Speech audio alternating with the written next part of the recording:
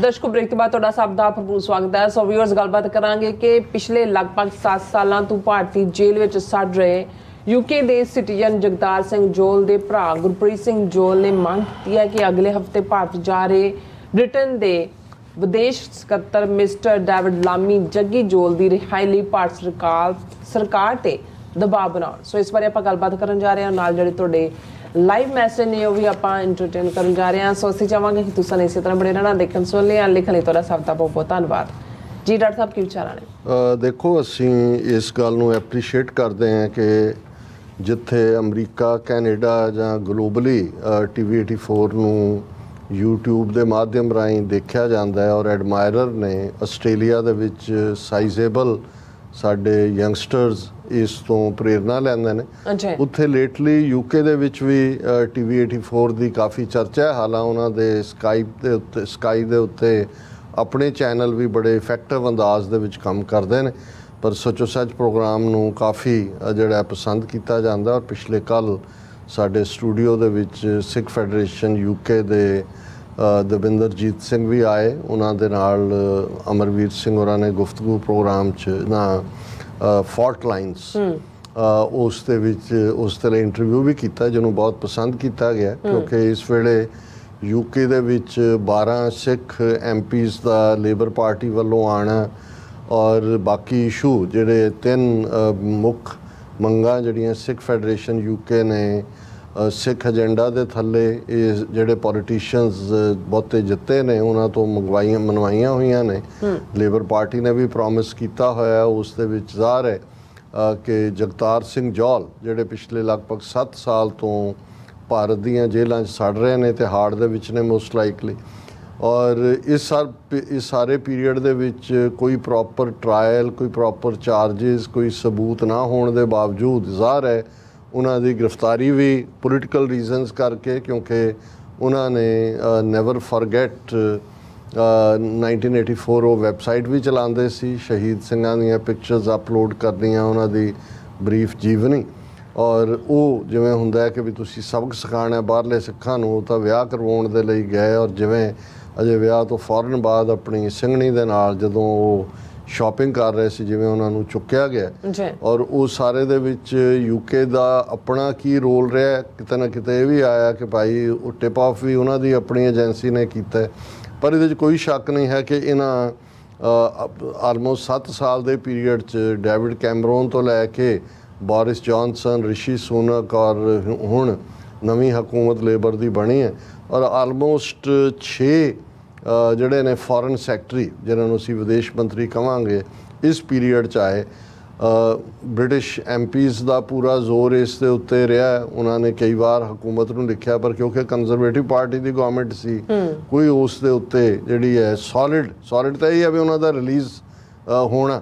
ਬਿਲਕੁਲ। ਸੋ ਇਸੇ ਤਰ੍ਹਾਂ ਹੁਣ ਜਿਹੜੀਆਂ 3 ਮੰਗਾਂ ਉਹਨਾਂ 'ਚ ਜ਼ਾਹਰ ਹੈ ਜੂਨ 84 ਦੇ ਵਿੱਚ ਮਾਰਗਰੇਟ ਥੈਚਰ ਸਰਕਾਰ ਦਾ ਕੀ ਰੋਲ ਸੀ, ਜੱਜ ਲੈਡ ਇਨਵੈਸਟੀਗੇਸ਼ਨ, ਇੰਡੀਪੈਂਡੈਂਟ ਦੀ ਗੱਲ ਹੈ, ਔਰ ਟਰਾਂਸਨੈਸ਼ਨਲ ਡਿਪਰੈਸ਼ਨ ਜਿਹਦੇ 'ਚ ਭਾਈ ਅਵਤਾਰ ਸਿੰਘ ਖੰਡਾ ਜਿਨ੍ਹਾਂ ਦੇ ਕੇਸ ਦੀ ਰੀਓਪਨਿੰਗ ਵੀ ਹੋ ਸਕਦੀ ਹੈ, ਇਸ ਦੇ ਉੱਤੇ ਮਬਨੀ ਨੇ।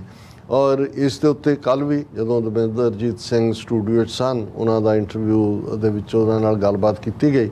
ਪਰ ਮੈਨੂੰ ਇਹ ਲੱਗਿਆ ਕਿ ਵੀ ਇਸ ਵੇਲੇ ਕਿਉਂਕਿ ਇੱਕ ਦਬਾਅ ਵੀ ਬਣਿਆ ਹੋਇਆ ਔਰ ਦਾ ਹੈਰਲਡ ਅਖਬਾਰ ਜਿਹੜੀ ਪ੍ਰੋਮੀਨੈਂਟ ਅਖਬਾਰ ਹੈ UK ਦੀ, ਉਹਦੇ 'ਚ ਵੀ ਇੱਕ ਸਟੋਰੀ ਜਗਤਾਰ ਸਿੰਘ ਜੌਲ ਦੇ ਭਰਾ ਨੇ ਗੁਰਪ੍ਰੀਤ ਸਿੰਘ ਜੌਲ, ਉਹਨਾਂ ਦੇ ਇੰਟਰਵਿਊ 'ਤੇ ਆਧਾਰਿਤ ਹੈ। ਔਰ ਇਸ ਦਾ ਸਿਰਲੇਖ ਇਹ ਹੈ ਕਿ Jagtar Singh Johal brother calls for Lammy action on India trip. ਹੁਣ ਮਿਸਟਰ ਲੈਮੀ ਜਿਹੜੇ ਨੇ ਇਹ ਅਗਲੇ ਹਫਤੇ ਇੰਡੀਆ ਜਾ ਰਹੇ ਨੇ ਔਰ ਜਗਤਾਰ ਸਿੰਘ ਜੌਲ ਹੋਰਾਂ ਦੇ ਭਰਾਤਾ ਗੁਰਪ੍ਰੀਤ ਸਿੰਘ ਹੋਰਾਂ ਨੇ ਇੰਟਰਵਿਊ ਦਿੱਤਾ ਹੈ ਹੈਰਲਡ ਨੂੰ। ਇਹ ਸਟੋਰੀ ਗੈਬਰੀਅਲ ਮੈਕੇ ਜਰਨਲਿਸਟ ਹੈ, ਉਹਨਾਂ ਨੇ ਕੀਤੀ ਹੈ ਔਰ ਉਹਨਾਂ ਨੇ ਡੇਵਿਡ ਲੈਮੇ ਨੂੰ ਇਹ ਕਿਹਾ ਕਿ ਵੀ ਉਹ ਜਗਤਾਰ ਸਿੰਘ ਜੌਲ ਦੀ ਰਿਲੀਜ਼ ਦੇ ਲਈ ਆਪਣੀ ਇਸ ਟ੍ਰਿਪ ਦੇ ਵੇੜੇ ਕਰਨ। ਉਹਨਾਂ ਨੇ 2017 ਜਦੋਂ ਜੱਗੀ ਜੌਲ ਵਿਆਹ ਲਈ ਗਏ, ਉਹਨਾਂ ਨੂੰ ਗ੍ਰਿਫਤਾਰ ਕੀਤਾ ਗਿਆ ਸੀ, ਉਹਨਾਂ ਨੂੰ ਟਾਰਚਰ ਕੀਤਾ ਗਿਆ, ਇਲੈਕਟ੍ਰਿਕ ਸ਼ੌਕ ਲਾਏ ਗਏ ਔਰ ਜੇ ਉਹਨਾਂ ਨੂੰ ਨਾ ਲਿਆਂਦਾ ਗਿਆ ਤੇ ਫਿਰ ਈਵਨ ਉਹਨਾਂ ਨੂੰ ਡੈਥ ਸੈਂਟੈਂਸ ਵੀ ਦਿੱਤੀ ਜਾ ਸਕਦੀ ਹੈ, ਜੋ ਚਾਰਜ ਉਹਨਾਂ ਦੇ ਉੱਤੇ ਝੂਠੇ ਲਾਏ ਜਾ ਰਹੇ ਨੇ। 8 ਕਾਊਂਟ 8 ਚਾਰਜ ਉਹਨਾਂ 'ਤੇ ਮਰਡਰ ਔਰ ਪੋਲੀਟੀਕਲ ਵਾਇਲੈਂਸ, ਜਿਹਦੇ ਨਾਲ ਜਿਹੜਾ ਟਰਾਇਲ 2022 ਚ ਉਹਨਾਂ ਨੇ ਕਿਹਾ ਜੀ ਅਸੀਂ ਸ਼ੁਰੂ ਕੀਤਾ ਹੈ, ਪਰ ਅਜੇ ਤੱਕ ਵੀ ਕੋਈ ਵੀ ਜਿਹੜਾ ਕ੍ਰਾਈਮ ਹੈ ਉਹ ਸਾਬਤ ਨਹੀਂ ਹੈ ਜਾਂ ਉਹਨੂੰ ਕਿਸੇ ਅੰਜਾਮ ਤੱਕ ਨਹੀਂ ਪਹੁੰਚਾਇਆ ਗਿਆ। ਉਹਨੂੰ ਕਿਹਾ ਜੀ ਇਸ ਪੀਰੀਅਡ ਦੇ ਵਿੱਚ 6 ਜਿਹੜੇ ਨੇ ਕੰਜ਼ਰਵੇਟਿਵ ਪਾਰਟੀ ਦੇ ਫੋਰਨ ਸੈਕਟਰੀ ਜਿਹੜੇ ਨੇ ਉਹ ਇੰਡੀਆ ਨਾਲ ਡੀਲ ਕਰਦੇ ਰਹੇ ਨੇ, ਪਰ ਮੇਰੇ ਭਰਾ ਨੂੰ ਜਿਹੜੇ ਉਹ ਵਾਪਸ ਨਹੀਂ ਲਿਆਂਦਾ ਗਿਆ ਯੂਕੇ ਦੇ ਵਿੱਚ ਫ੍ਰੀ ਮੈਨ ਦੇ ਤੌਰ ਤੇ। ਹੁਣ ਲੇਬਰ ਦੀ ਹਕੂਮਤ ਬਣੀ ਹੈ ਔਰ ਅਸੀਂ ਸਮਝਦੇ ਹਾਂ ਵੀ ਇਹ ਸਾਈਕਲ ਉਹ ਤੋੜਨਗੇ। ਔਰ ਇਹ ਉਹਨਾਂ ਨੇ ਕਿਹਾ ਵੀ 9 ਟਰਾਇਲ ਇਸ ਪੀਰੀਅਡ ਚੱਲੇ ਨੇ ਜੋ ਭਾਰਤ ਦੇ ਵਿੱਚ ਮੇਰੇ ਭਰਾ ਨਾਲ ਹੋ ਰਿਹਾ ਹੈ। ਫੋਰਸ ਟਾਰਚਰ ਚੋਂ ਕਨਫੈਸ਼ਨ ਕੱਢੀ ਹੋਈ ਹੈ ਔਰ ਕੋਈ ਕ੍ਰੈਡੀਬਲ ਐਵੀਡੈਂਸ ਨਹੀਂ ਹੈ। ਔਰ ਇਹ NIA ਜਿਹੜੀ ਹੈ ਉਹ ਕਈ ਦਹਾਕੇ ਖਰਾਬ ਕਰਦੀ ਰਹੇਗੀ ਔਰ ਇਵੇਂ ਹੀ ਉਹਨਾਂ ਦਾ ਹੋਏਗਾ ਕਿ ਵੀ ਇੱਕ ਪੋਲੀਟੀਕਲ ਇੱਕ ਐਕਟਿਵਿਸਟ ਨੂੰ ਉਹ ਹਰਾਸ ਕਰ ਰਹੇ ਨੇ ਤਾਂ ਕਿ ਉਸ ਦਾ ਜੇਲ੍ਹ 'ਚ ਹੀ ਐਂਡ ਹੋਏ। ਔਰ ਇਸ ਸਮੱਸਿਆ ਦਾ ਜੇ ਕੋਈ ਹੱਲ ਹੈ ਤੇ ਉਹ ਇਹੀ ਹੈ ਵੀ ਇਹ ਕਿਉਂਕਿ ਸਿਆਸੀ ਕੈਦੀ ਹੈ ਜੱਗੀ ਜੌਲ ਔਰ ਉਹਨੂੰ ਸਿਆਸੀ ਪ੍ਰੈਸ਼ਰ ਦੇ ਨਾਲ ਹੀ ਰਿਲੀਜ਼ ਕਰਾਇਆ ਜਾ ਸਕਦਾ। ਔਰ ਉਹਨਾਂ ਨੇ ਆਪਣੇ MP ਦਾ ਸ਼ੁਕਰੀਆ ਕੀਤਾ ਔਰ ਦੂਸਰਿਆਂ ਦਾ ਧੰਨਵਾਦ ਕੀਤਾ।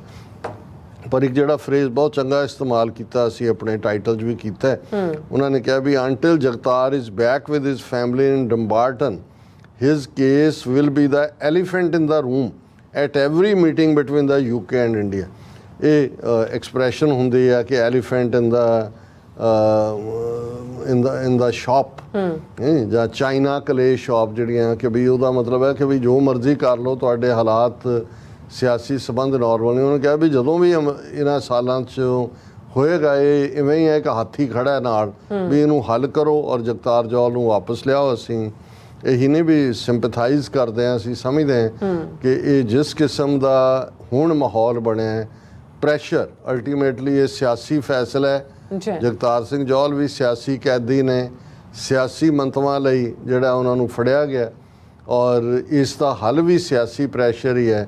ਸਿੱਖ ਲੇਬਰ ਗਵਰਨਮੈਂਟ ਤੇ ਪ੍ਰੈਸ਼ਰ ਬਿਲਡ ਕਰਨ ਤੇ ਫਿਰ ਉਹਨਾਂ ਨੂੰ ਲੱਗੇ ਕਿ ਭਾਈ ਹੁਣ ਸਾਨੂੰ ਘੱਟੋ ਘੱਟ ਔਰ ਇੰਡੀਆ ਨੂੰ ਜਿਹੜਾ ਉਹ ਇਸ ਲੈਵਲ ਦਾ ਇਹਨਾਂ ਵੱਲੋਂ ਨੋਟਿਸ ਹੋਏਗਾ ਜੀ ਕੋਈ ਵੀ ਗੱਲ ਜਿਹੜੀ ਅੱਗੇ ਤੁਰੇਗੀ ਭਾਵੇਂ ਟ੍ਰੇਡ ਐਗਰੀਮੈਂਟ ਹੈ ਜਾਂ ਦੂਜਾ ਹੈ, ਜੱਗੀ ਜੌਲ ਦੇ ਕੇਸ ਨੂੰ ਰਿਜ਼ੋਲਵ ਕਰੋ। ਔਰ ਇਹ ਅਸੀਂ ਸਮਝਦੇ ਹਾਂ ਵੀ ਇਸ ਮੁੱਦੇ ਤੇ UK ਦੇ ਸਾਰੇ ਸਿੱਖਾਂ ਨੂੰ ਰਲ ਕੇ ਅੱਡ ਭਾਵੇਂ ਤਰ੍ਹਾਂ ਹਰ ਥਾਂ ਹੁੰਦੀਆਂ ਨੇ ਕੰਮ ਕਰਨ ਦਾ ਆਪਣਾ ਆਪਣਾ ਢੰਗ ਹੁੰਦਾ ਪਰ ਇਹ ਇੱਕ ਐਸਾ ਮੁੱਦਾ ਹੈ ਜਿਹਦੇ ਤੇ ਗਲੋਬਲੀ ਔਰ ਆਲਰੇਡੀ ਜਿਹੜੀ UN ਦੀ ਬਾਡੀ ਹੈ ਉਹਨਾਂ ਨੇ ਆਰਬਿਟਰੇਰੀ ਅਰੈਸਟ ਕਿਹਾ ਜੱਗੀ ਜੌਲ ਦੀ। ਔਰ ਇਹਦੇ ਉੱਤੇ ਈਵਨ ਜਦੋਂ ਆਰਬਿਟਰੇਰੀ ਅਰੈਸਟ ਹੈ ਉਹ ਉਸ ਨੂੰ ਕੋਈ ਚੈਲੰਜ ਨਹੀਂ ਕਰ ਸਕਦਾ। ਸੋ ਰਿਲੀਜ਼ ਤੋਂ ਬਿਨਾਂ ਹੋਰ ਇਹਦਾ ਕੋਈ ਹੱਲ ਨਹੀਂ ਹੈ। ਜੀ ਡਾਕਟਰ ਸਾਹਿਬ ਤੁਹਾਡਾ ਬਹੁਤ ਬਹੁਤ ਸ਼ੁਕਰੀਆ। ਸੋ ਹੁਣ ਆਪਾਂ ਜਿਹੜੇ ਵਿਊਅਰਸ ਮੈਸੇਜ ਨੇ ਉਹ ਲੈਣ ਜਾ ਰਹੇ ਹਾਂ, ਸਭ ਦਾ ਬਹੁਤ ਬਹੁਤ ਸ਼ੁਕਰੀਆ ਅਦਾ ਕਰਦੇ ਹਾਂ। ਔਰ ਸੋਨਮਾਲ ਜੀ ਪਹਿਲੇ ਵਿਊਅਰ ਨੇ, ਇਹ ਸਾਨੂੰ ਫਤਿਹ ਬੁਲਾਉਂਦੇ ਨੇ। ਔਰ ਇਸੇ ਤਰ੍ਹਾਂ ਰਾਜਵਿੰਦਰ ਸਿੰਘ ਜੀ, ਲੀਨ ਜੀ, ਐਕਚੁਅਲੀ ਸਾਰੇ ਜਿਹੜੇ ਮੈਸੇਜ ਨੇ ਅੱਜ ਨੇ ਉਹ ਫਤਿਹ ਜਾਂ ਖਾਲਸਾ ਜ਼ਿੰਦਾਬਾਦ ਦੇ ਨੇ। ਸੋ ਸਭ ਦੇ ਮੈਂ ਨਾਮ ਪੜ੍ਹਦਾ ਨਹੀਂ ਹਾਂ।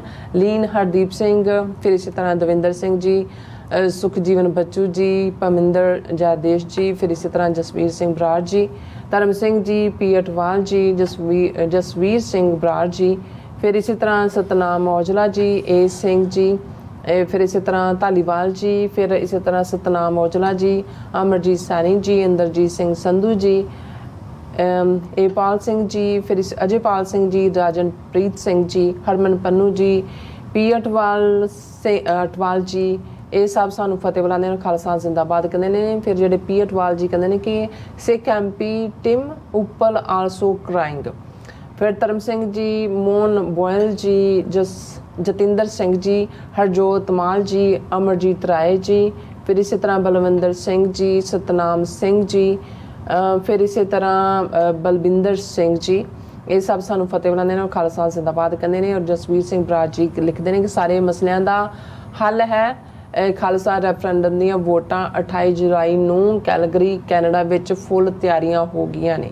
ਸੋ ਸ਼ਰਦਾ ਸਿੰਘ ਜੀ, ਜਿੱਤ ਸਿੰਘ ਜੀ ਕਹਿੰਦੇ ਨੇ ਕਿ ਹੱਲ ਆਜ਼ਾਦੀ ਹੈ, ਇੰਡੀਆ ਨੇ ਕੁਝ ਨਹੀਂ ਦੇਣਾ, ਸਿਰਫ ਰੈਫਰੈਂਡਮ ਦੀਆਂ ਵੋਟਾਂ 'ਚ ਜਿਹੜਾ ਪੱਕੇ ਆਜ਼ਾਦ ਹੋਣਾ। ਸੈਯਦ ਇਕਬਾਲ ਜੀ ਕਹਿੰਦੇ ਨੇ ਕਿ ਆਜ਼ਾਦੀ is all every human need and wants.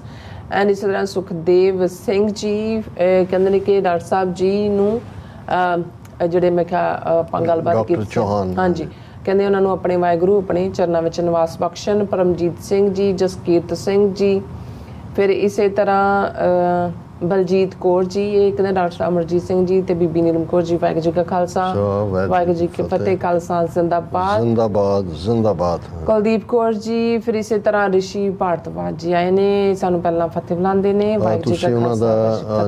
ਦਾ ਨੂਪਾ ਜਿਹਦਾ ਮਿਸ ਕੀਤਾ ਹੈ, ਉਹਨਾਂ ਨੇ ਕਿਹਾ ਕਿ ਵੀ ਤੁਸੀਂ ਠੀਕ ਕਿਹਾ ਕਿ ਬਹੁਤ ਸਾਰੇ ਲੋਕ ਫੇਲ ਇਸੇ ਲਈ ਹੋ ਜਾਂਦੇ ਕਿ ਉਹ ਸਹੀ ਫੈਸਲਾ ਨਹੀਂ ਲੈ ਸਕਦੇ। ਬਿਲਕੁਲ ਠੀਕ।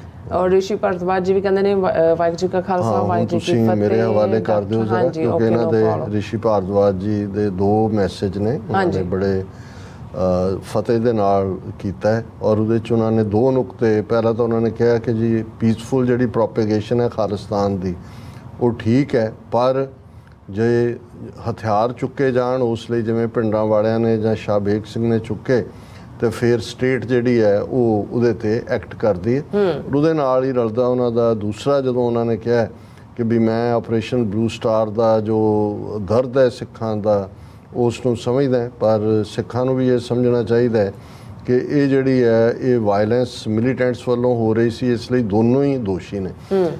ਦੇਖੋ ਰਿਸ਼ੀ ਭਾਰਤਵਾਜ ਜੀ, ਪਹਿਲਾਂ ਤਾਂ ਤੁਹਾਡਾ ਸ਼ੁਕਰੀਆ, ਤੁਸੀਂ ਇੱਕ ਗੰਭੀਰ ਵਿਚਾਰ ਵੀ ਕਰਨੀ ਚਾਹੁੰਦੇ ਹੋ ਔਰ ਪ੍ਰੋਗਰਾਮ ਦਾ ਹਿੱਸਾ ਵੀ ਬਣਦੇ ਹੋ, ਅਸੀਂ ਤੁਹਾਨੂੰ ਵੈਲਕਮ ਕਰਦੇ।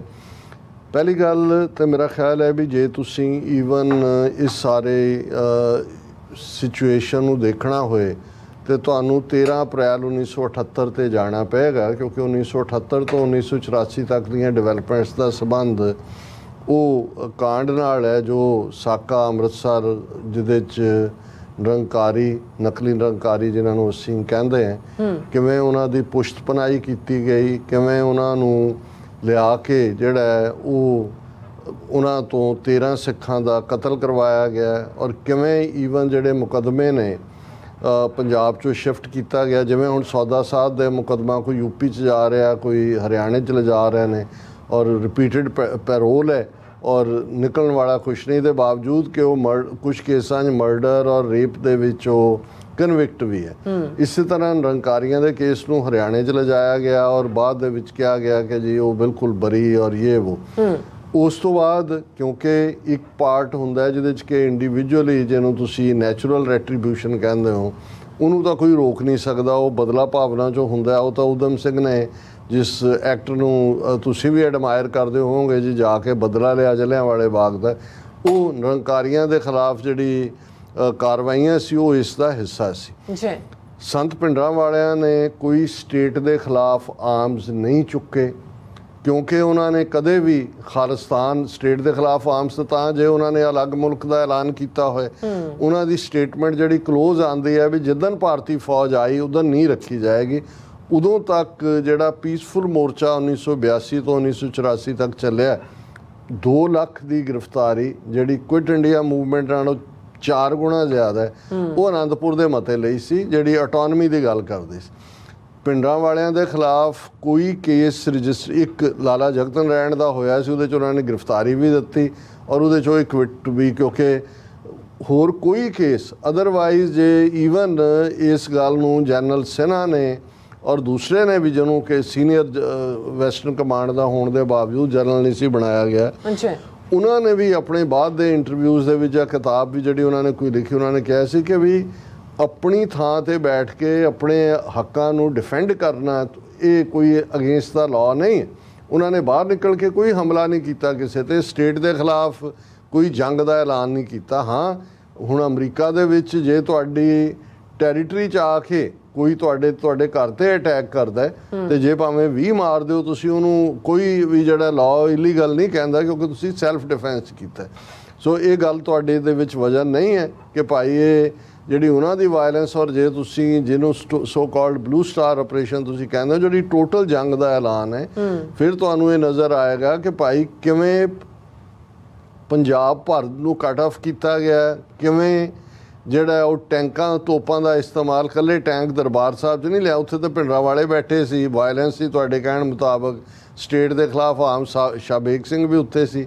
ਤਰਨਤਾਰਨ 'ਚ ਕਿਹੜੇ ਭਿੰਡਰਾਂ ਵਾਲੇ ਤੇ ਸ਼ਾਹਬੇਗ ਸਿੰਘ ਸੀ ਜਿੱਥੇ ਟੈਂਕ ਲਿਆਂਦੇ, ਦੁੱਖ ਨਿਵਾਰਨ ਸਾਹਿਬ ਪਟਿਆਲਾ ਔਰ ਮੁਕਤਸਰ ਸਾਹਿਬ। ਸੋ ਮੇਰਾ ਖਿਆਲ ਹੈ ਵੀ ਤੁਸੀਂ ਹਾਫ ਟਰੂਥ ਬਿਆਨਦੇ ਹੋ ਜਦੋਂ ਤੁਸੀਂ ਹਮਦਰਦੀ ਕਰਦੇ ਹੋ, ਪਰ ਜਦੋਂ ਤੁਹਾਨੂੰ ਇਹ ਤੁਸੀਂ ਇਸ ਸਾਰੇ ਇਸ਼ੂ ਨੂੰ ਦੇਖੋਗੇ ਤਾਂ ਫਿਰ ਤੁਹਾਨੂੰ ਨਜ਼ਰ ਆਏਗਾ ਕਿ ਭਾਈ ਇਹ ਕਿੰਨੀ ਡੀਪ ਕੰਸਪੀਰੇਸੀ ਦੇ ਥੱਲੇ ਇਹ ਜਿਹੜਾ ਸਾਰਾ ਪਿਛਲੇ 40 ਸਾਲ ਤੋਂ ਵਰਤਾਰਾ ਚੱਲ ਰਿਹਾ। ਔਰ ਇਹਦੇ ਬਾਵਜੂਦ ਮੈਨੂੰ ਕਹਿਣ 'ਚ ਕੋਈ ਹਰਜ਼ ਨਹੀਂ ਹੁੰਦਾ ਵੀ ਸਾਡੀ ਲੜਾਈ ਹਿੰਦੂਆਂ ਦੇ ਖਿਲਾਫ ਨਹੀਂ ਹੈ, ਹਿੰਦੂ ਧਰਮ ਦੇ ਖਿਲਾਫ ਨਹੀਂ ਹੈ।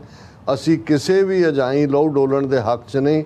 ਹਮੇਸ਼ਾ ਮੈਂ ਈਵਨ ਆਪਣੇ ਨਿੱਜੀ ਤੌਰ ਦੇ ਉੱਤੇ ਵੀ ਕੋਈ ਵੀ ਗੱਲ ਜਿਹੜੀ ਕਿਸੇ ਵੀ ਬੇਗੁਨਾਹ ਨੂੰ, ਉਹਦਾ ਭਾਵੇਂ ਕੋਈ ਵੀ ਮਜ਼ਹਬ ਨਾ ਹੋਏ, ਉਹ ਨਾ ਵੀ ਯਕੀਨ ਕਰਦਾ ਹੋਏ, ਅਸੀਂ ਸਾਰਿਆਂ ਦੇ ਹੱਕਾਂ ਦੇ ਹਾਮੀ ਹੈ। ਪਰ ਜਿਸ ਪਾਸੇ ਸਿੱਖਾਂ ਨੂੰ 40 ਸਾਲ ਪਹਿਲਾਂ ਪੁਸ਼ ਕਰ ਦਿੱਤਾ ਗਿਆ ਹੈ, ਖਾਲਿਸਤਾਨ ਦੀ ਕਾਇਮੀ ਤੋਂ ਬਿਨਾਂ ਸਿੱਖਾਂ ਦੇ ਕੋਲ ਕੋਈ ਵੀ ਬਾਵਕਾਰ ਜ਼ਿੰਦਗੀ ਜਿਉਣ ਦਾ, ਉਸ ਖਿੱਤੇ 'ਚ ਆਪਣੇ ਮਸਲੇ ਹੱਲ ਕਰਾਉਣ ਦਾ ਕੋਈ ਰਸਤਾ ਬਾਕੀ ਨਹੀਂ ਹੈ। ਤੁਹਾਡਾ ਬਹੁਤ ਬਹੁਤ ਧੰਨਵਾਦ। ਸ਼ੁਕਰੀਆ।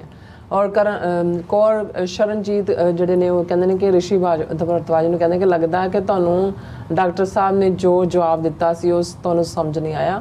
ਔਰ ਕਿਰਨ ਗਿੱਲ ਜੀ ਵੀ ਵਿਕਰਮਜੀਤ ਸਿੰਘ ਸਰਕਾਰੀ ਹੈ, ਇਸ ਦਾ ਭਗਤ ਸਿੰਘ ਦੁਆਬੀ ਨਾਂ ਦਾ ਸੋਸ਼ਲ ਮੀਡੀਆ ਅਕਾਊਂਟ ਹੈ। ਇਸ ਨੇ ਖਡੂਰ ਸਾਹਿਬ ਹਲਕੇ ਚੋਣ ਵੀ ਲੜੀ ਸੀ ਤੇ ਨੀਟੂ ਸ਼ਟਰਾਂ ਵਾਲੇ ਤੋਂ ਵੀ ਘੱਟ ਵੋਟਾਂ ਜਿਹੜੀਆਂ ਪਈਆਂ ਸੀ ਇਹਨੂੰ। ਬਹੁਤ ਸ਼ੁਕਰੀਆ ਕਿਰਨ ਗਿੱਲ ਜੀ, ਕਿਉਂਕਿ ਮੈਨੂੰ ਥੋੜਾ ਜਿਹਾ ਆਈਡੀਆ ਤਾਂ ਸੀ ਕਿ ਇਸ ਨਾਂ ਦੇ ਬੰਦੇ ਨੇ ਸ਼ਾਇਦ ਚੋਣ ਲੜੀ ਹੋਏ, ਲੇਕਿਨ ਮੈਨੂੰ ਕੋਈ ਸ਼ੱਕ ਨਹੀਂ ਹੈ ਵੀ ਇਹ ਏਜੰਸੀਆਂ ਨੇ ਜਿਹੜਾ ਉਹ ਅਗਲਾ ਪੱਤਾ ਖੇਡ ਲਿਆ ਕਿ ਵੀ ਜੇ ਉਹਨਾਂ ਨੂੰ ਲੋੜ ਪਈ ਤੇ ਅਦਾਲਤਾਂ ਜਿਨ੍ਹਾਂ ਦੇ ਜੱਜ ਨੇ ਜੋ ਮਰਜ਼ੀ ਫੈਸਲੇ ਲੈਣ, ਉਹਨਾਂ ਦੀ ਜਿਹੜੀ ਇਲੈਕਸ਼ਨ ਹੈ ਉਸ ਨੂੰ ਧਾਰਮਿਕ ਬਿਨਾਂ ਦੇ ਉੱਤੇ ਕਿ ਜੀ ਧਾਰਮਿਕ ਥਾਵਾਂ ਨੂੰ ਇਸਤੇਮਾਲ ਕੀਤਾ ਉਹਨੂੰ ਉਹ ਨਕਾਰ ਸਕਦੇ ਨੇ। ਸਰਪੰਚ ਜਸ ਗਿੱਲ ਜੀ ਵੀ ਸਾਨੂੰ ਫਤਿਹ ਬੁਲਾਉਂਦੇ ਨੇ, ਮਨਜੀਤ ਕੌਰ ਜੀ ਵੀ ਫਤਿਹ ਬੁਲਾਉਂਦੇ ਨੇ। ਔਰ ਕੌਰ ਸ਼ਰਨਜੀਤ ਕਹਿੰਦੇ ਨੇ ਕਿ 1955 ਚ ਦਰਬਾਰ ਸਾਹਿਬ ਤੇ ਅਕਾਲ ਤਖਤ ਤੇ ਕਿਹੜੇ ਭਿੰਡਰਾਂ ਵਾਲੇ ਬੈਠੇ ਸੀ, ਉਦੋਂ ਨਹਿਰੂ ਨੇ ਹਮਲਾ ਕਿਉਂ ਕੀਤਾ? ਇਹ ਜਵਾਬ ਦਿੱਤਾ ਉਦੋਂ ਤਾਂ ਬਿਲਕੁਲ ਪੀਸਫੁਲ, ਉਦੋਂ ਵੀ ਪੰਜਾਬੀ ਸੂਬਾ ਜ਼ਿੰਦਾਬਾਦ ਦੇ ਨਾਰੇ ਤੇ ਹੀ ਪਾਬੰਦੀ ਲਾਈ ਹੋਈ ਸੀ ਡਿਪਟੀ ਕਮਿਸ਼ਨਰ ਅੰਮ੍ਰਿਤਸਰ ਨੇ। ਭਾਰਦਵਾਜ ਨੂੰ ਕਹਿ ਰਹੇ ਨਾ। ਹਾਂ ਨਹੀਂ, ਮੈਂ ਸਮਝ ਗਿਆ। ਔਰ ਇਸ ਐਕਟ ਦੇ ਲਈ ਬਾਅਦ ਜਿਹੜੇ ਭੀਮ ਸੈਨ ਸੱਚਰ ਚੀਫ ਮਿਨਿਸਟਰ ਸੀ, ਉਹਨਾਂ ਨੇ ਆ ਕੇ ਮਾਫੀ ਮੰਗੀ ਸੀ, ਉਹ ਰਿਜ਼ਾਈਨ ਵੀ ਕੀਤਾ ਸੀ ਜੀ। ਔਰ ਇਸੇ ਤਰ੍ਹਾਂ ਸੰਦੀਪ ਸਿੰਘ ਹੱਕ ਜੀ ਵੀ ਸਾਨੂੰ ਖਾਲਸਾ ਜ਼ਿੰਦਾਬਾਦ ਕਹਿੰਦੇ ਸਾਹਿਬ ਦਾ ਬਹੁਤ ਬਹੁਤ ਸ਼ੁਕਰੀਆ। ਸੋ ਇਸ ਤਰ੍ਹਾਂ ਆਪਣੇ ਵਿਊਜ਼ ਲੈਣੇ ਇਜਾਜ਼ਤ। ਵਿਊਅਰਸ, ਸਾਡੇ ਪ੍ਰੋਗਰਾਮ ਦਾ ਸਮਾਂ ਇੱਥੇ ਮੁੱਕਦਾ। ਤੁਸੀਂ ਆਪਣਾ ਰਾਏ ਤੇ ਸੁਝਾਅ ਸਾਨੂੰ ਭੇਜਣਾ ਭੁੱਲਣਾ ਸਾਡੇ ਇਸ ਪਤੇ ਤੇ SOS@tv4.tv ਤੇ ਅਸੀਂ ਆਪਣਾ ਪ੍ਰੋਗਰਾਮ ਲੈ ਕੇ ਫਿਰ ਦੁਬਾਰਾ ਤੁਹਾਡੇ ਸਾਹਮਣੇ ਹੋਵਾਂਗੇ। ਤਦ ਤੱਕ ਲਈ ਮੈਨੂੰ ਤੇ ਆਪਣਾ ਸੁਣਾ ਗਿਆ ਤੋਂ ਦੇਖਦੇ ਰਹੋ TV 84 ਲਾ ਦਿਓ ਫਤਿਹ। ਵਾਹਿਗੁਰੂ ਜੀ ਕਾ ਖਾਲਸਾ, ਵਾਹਿਗੁਰੂ ਜੀ ਕੀ ਫਤਿਹ। ਰੱਬ ਰੱਖਾ।